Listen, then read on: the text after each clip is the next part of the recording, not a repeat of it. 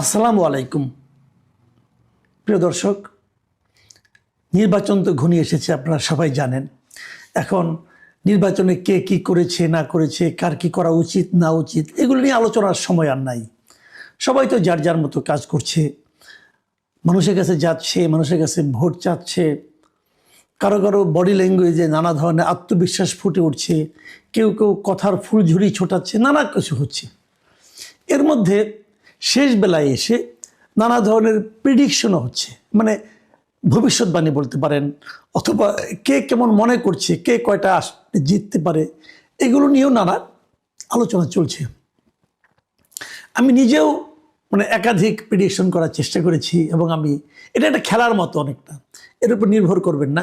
But আমি নিজে, আমার সঙ্গে বিভিন্ন জেলা পর্যায়ে লোকজনের সঙ্গে কথা হয়, আমি নিজে থেকেও কিছু কথা বলেছি, আরও কিছু কথা বলবো। আমি এই নির্বাচনের আগে আগে হয়তো আরও একবার এই ধরনের একটা পিটিশন দেব। হাতে তো আছে আর দুদিন মাত্র। তো আজকে আমি হাতে কিছু পেয়েছি। আমাকে বেশ কিছু সরকারি সংস্থার কাছ থেকে কিছু আমি প্রেডিকশন পেয়েছি, সেগুলো দিয়ে আমি কিছু কথা বলবো। আবার ধরেন একটা জাতীয় দৈনিক, তারাও তাদের বিভিন্ন জেলা প্রতিনিধিদের দিয়ে একটা জরিপ একটা ধারণা পাওয়ার চেষ্টা করেছে যে কোন দলে কতটা জিতবে।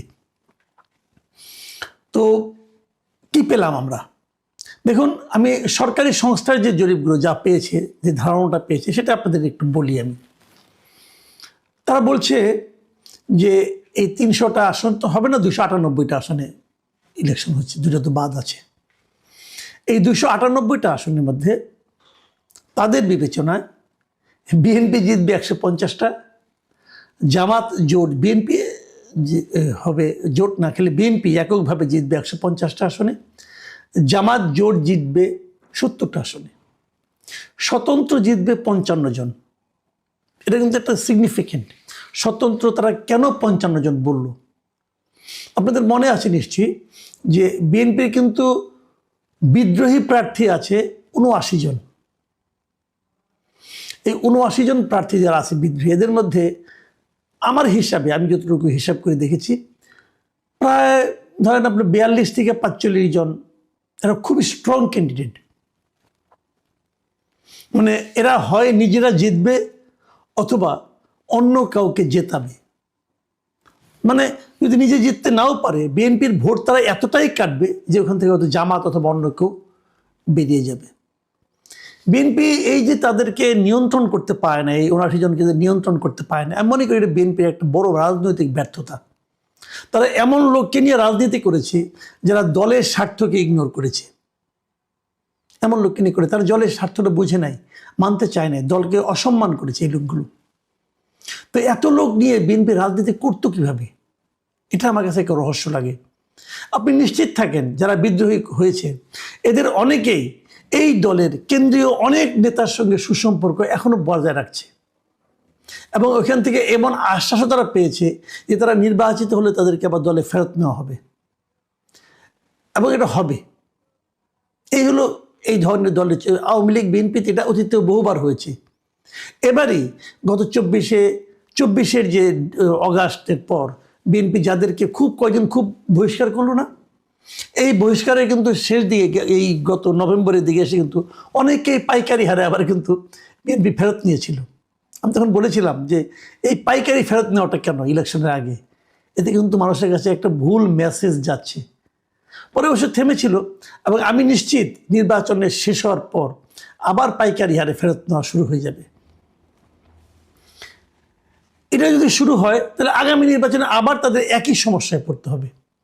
এবং আমি এটাও মনে করি এই যে ৭৯ জন বিদ্রোহী প্রার্থী, এটাই বিএনপির জন্য একটা বড় ক্ষতির কারণ হয়ে দাঁড়াবে আগামী নির্বাচনে। যাই হোক, আমি সেই সরকারি যে সংস্থাগুলো যাদের হিসাবটা পেয়েছি সেখান থেকে আমি হিসাবটা বলছি। তারা বলছে যে স্বতন্ত্র ৫৫ জনের মতো পাশ করে যাবে। তাদের হিসেবে জাতীয় পার্টি পাশ করবে ১০-১২টা, কয়টা হবে অ্যাকুরেট না, ১০-১২টা তারা জাতীয় পার্টি। এটা আমার কাছে একটু বাড়তি মনে হয়েছে। জাতীয় পার্টি আমার বিবেচনায় এত পাশ করার কথা না, এবং তাদের বিবেচনায় ইসলামী আন্দোলন তারাও নাকি প্রায় ৭-৮টা সিট পেয়ে যাবে। এটাও আমার কাছে কেমন যেন একটু অগ্রহণযোগ্য মনে হয়, আমি জানি না। এবং তাছাড়া অন্যান্য যারা আছে বিভিন্ন রকম বিভিন্ন দল আছে, কোনো কোনো দল আছে একজন দুইজন করে পাশ করবে, সেরকম সংখ্যাও তারা দেখিয়েছে 5 জনের মতো। তাহলে কী দাঁড়ালো, বিএনপি তাহলে ক্ষমতায় যাচ্ছে, 185 হোক আর যাই হোক, এর চেয়ে কমবে না, বরং বাড়তেও পারে কিছুটা। আমার মনে হয় বিএনপি এদের হিসাব অনুযায়ী তারা বিএনপিকে ক্ষমতায় পাঠিয়েছে। আমি আরেকটা হিসাবের কথা বলছি, যেটা বলছিলাম যে একটা পত্রিকা, একটা জাতীয় দৈনিক, ওনারা একটা হিসাব করেছেন ওনাদের মতো করে। এই হিসাবটা আমার কাছে অধিকতর গ্রহণযোগ্য মনে হয়েছে, আমার খুব ইন্টারেস্টিং মনে হয়েছে। এই কারণে ওরা দুটো ভাগ করেছে। একটা ভাগ হলো যে নিশ্চিত জিতবে, আর একটা ভাগ হলো যে আসনগুলিতে খুব প্রতিদ্বন্দ্বিতা হবে। তাদের হিসাবে 88টা আসনে বিএনপি কোনো রকম প্রতিদ্বন্দ্বিতা না করেই জিতে যাবে। 88টা, 88। এই আসনগুলিতে বিএনপিকে কোনো ধরনের প্রতিদ্বন্দ্বিতারই মুখোমুখি হতে হবে না।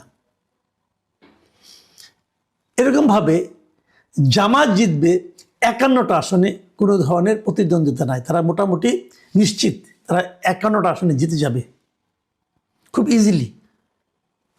আর 17টা আসনে স্বতন্ত্র প্রার্থীরা জিতবে। স্বতন্ত্র মানে ওই বিএনপি বিদ্রোহীরা 17টা আসনে তারা নিশ্চিতভাবে জিতবে।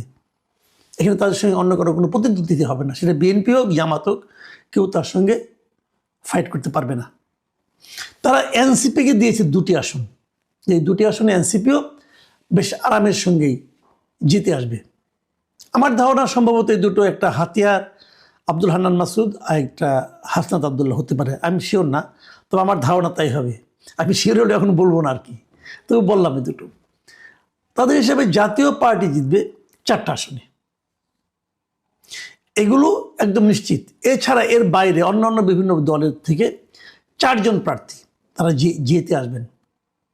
এটা এই পত্রিকাটার বিভিন্ন করসপন্ডেন্ট যারা আছেন তাদের সঙ্গে কথা বলে তারা যেটা বের করেছেন। আমার ধারণা আরও অনেক পত্রিকা কাজ করছেন, যদি এটা মিলে যায় আমি নির্বাচনের পরে পত্রিকাটার নামও বলবো আপনাদেরকে। এবং তাদের হিসাবে এই যে বললাম না কঠিন প্রতিদ্বন্দ্বিতা, তার সংখ্যা হলো 132টা আসনে। 132টা আসনে কঠিন প্রতিদ্বন্দ্বিতা হবে, এটা তারা মনে করে। মানে এই 132টা আসনে আসলে ডিসাইডিং ফ্যাক্টর হবে। এই 132টা আসনে যারা জিতবে, যারা ভালো করবে, তারাই আলটিমেটলি সরকার গঠন করবে। তার মানে এই 132টা আসন থেকে বিএনপি যদি 62টা আসন পেতে পারে, তাহলে কিন্তু তাদের 150 হয়ে যায়। খুব সিম্পল কিন্তু। কাজেই আর এই 162টা থেকে 132টা থেকে জামাতকে পেতে হবে 99টা আসন। জামাত যদি 132টার মধ্যে থেকে 99টা পায়, কেবল তাহলেই তারা ক্ষমতা দখল করতে পারবে, মানে সরকার গঠন করতে পারবে। আর বিএনপির জন্য 62টাই এনাফ। আমি যদি এটাকে মাথায় রাখি, তাহলে আমরা বলতে পারি যে মোটামুটি বিএনপির জন্য সরকার গঠন করাটা একটা সম্ভাবনাটা বেশি ইজিয়ার আমার কাছে মনে হচ্ছে। কারণ 132টা আসনে মধ্যে থেকে জামাত ইসলাম মানে 99টা আসন জয়ী হয়ে যাবেন, এটা আসলে একটু কঠিন হয়তো বা হবে। কিন্তু আমরা সব মিলিয়ে যেটা দেখলাম, যে আপনি যেমন ধরা যাক, আমি একটা কথা বলি, প্রায় বলি আমি, যে গত 24শে অগাস্টে সরকার পতন হয়েছিল। নির্বাচনটা যদি 24শে ডিসেম্বরে হতো, তাহলে বিএনপিকে কিন্তু এত হিসাব নিকাশ করতে হতো না। কিন্তু 6 মাসের মাথায় না হয়ে, 4 মাসের মাথায় না হয়ে, 1.5 বছরের মাথায় হওয়াতে বিএনপিকে কিন্তু একটু হিসেব নিকাশের মধ্যে পড়তে হচ্ছে। কারণটা কি? এটা হলো আমার মূল প্রশ্ন। কারণটা কি? যত দিন গিয়েছে বিএনপির জনপ্রিয়তা কেন কমল? এই বিষয়টা নিয়ে কি বিএনপির নেতৃবৃন্দ ভেবেছেন একবার? কেন তাদের জনপ্রিয়তা কেন কমল? কারণ হলো দুটো। এই দুটো কারণ আমি উল্লেখ করতে চাই এই কারণে যে এখান থেকে বিএনপির নেতৃবৃন্দেরও কিন্তু উপলব্ধি করা প্রয়োজন আছে যে কেন তাদের জনপ্রিয়তা কমল। প্রথমত যেটা হয়েছে যে ওই সময় যদি হতো, তাহলে লোকে আওয়ামী লীগের কোনো সমর্থনের সময় ছিল না। আওয়ামী লীগের যে দুঃশাসন ছিল, সেটার কারণে আওয়ামী লীগের সমর্থন খুবই কম ছিল। কিন্তু পরবর্তী সময়ে ডক্টর ইউনূসের যে অন্তর্বর্তী সরকার, এদের যে দুঃশাসন বলেন, কুশাসন বলেন, এবং এদের মধ্যে অনেক লুটপাটও হয়েছে, এদের কারণে যত মানুষ কষ্ট করেছে, যত ডক্টর ইউনূসের সমালোচনা বেড়েছে, তত কিন্তু মানুষ ইউনূসের সরকারের সঙ্গে তুলনা করেছে আগের সরকারকে, বিএনপি সরকারকে না। কারণ বিএনপি সরকারকে তো অনেকে দেখেই নাই। সেই 2006 সালে কি দেখেছে 18 বছর আগে, ওটিকার মনে আছে নাকি ভাই কারো? কাজে যত এই সরকারের অপশাসন হয়েছে, যত এই সরকারের নেগেটিভ ইমেজ বেড়েছে, তত মানুষ কিন্তু আগের সরকার মানে আওয়ামী লীগ সরকারের কথা ভেবেছে, এবং সেটা তখন এই সরকারের ব্যাড ইমেজটা যে ভর করেছে বিএনপির উপর। এর হলো একটা দিক। আর দ্বিতীয় দিকটা হলো অগাস্টের পর থেকেই বিএনপির সারা দেশে, বিএনপির বিভিন্ন স্থানীয় পর্যায়ের নেতা কর্মী এবং সমর্থকদের নানা ধরনের তাণ্ডব চলেছে।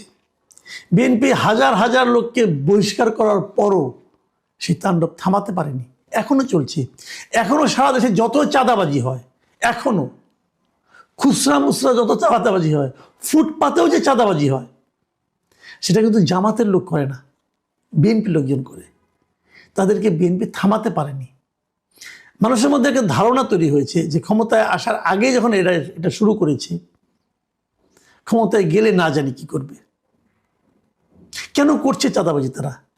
এখানে একটা ইন্টারেস্টিং ইনফরমেশন কিন্তু আমি আছে, অনেকে আমাকে বলেছে যে তাদের এই চাঁদাবাজি করতে অনেক ক্ষেত্রে নেই, কোনো কোনো ক্ষেত্রে জামাতের লোকজন বড় উৎসাহিত করেছে যে তোমরা চাঁদাবাজি করো, আমরা তোমাদেরকে সারা দেশের মানুষের কাছে তোমাদের অপকর্মের খবরগুলি ছড়িয়ে দিই।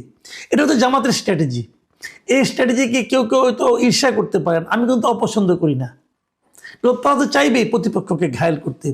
বিএনপির ওই সমস্ত নেতাকর্মীরা মাথা মোটার মতো ওগুলোতে ঝাঁপিয়ে পড়েছে, তার তাৎক্ষণিক অর্জনটাকে বড় করে দেখেছে। এটা কিন্তু বিএনপির জনপ্রিয়তা দিন দিন কমিয়েছে। তারেক রহমান দেশে ফেরার পর এই নেগেটিভ দিকটাকে তারা একটু কভার করার চেষ্টা করেছে। এখন তারা এই জন্য একটু অগ্রসর হতে চেষ্টা করছে।